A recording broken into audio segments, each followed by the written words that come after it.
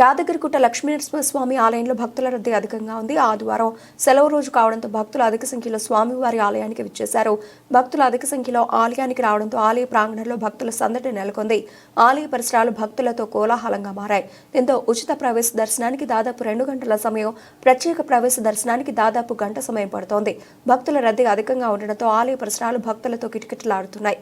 లడ్డు ప్రసాదం కౌంటర్లు, సత్యనారాయణ స్వామి వ్రత మండపం, నిత్య కళ్యాణం, కొండ కింద కళ్యాణకట్ట, పుష్కరిణి, వాహనాల పార్కింగ్ వద్ద భక్తుల సందడి నెలకొంది. అలాగే ధనుర్మాస ఉత్సవాల భాగంగా తెల్లవారుజామున ఆండాల అమ్మవారికి తిరుప్పావై కార్యక్రమాన్ని నిర్వహించారు ఆలయ అర్చకులు. తిరుప్పావై కార్యక్రమంలో మహిళా భక్తులు అధిక సంఖ్యలో పాల్గొని అమ్మవారికి మంగళహారతులు ఇచ్చి మొక్కులు తీర్చుకున్నారు.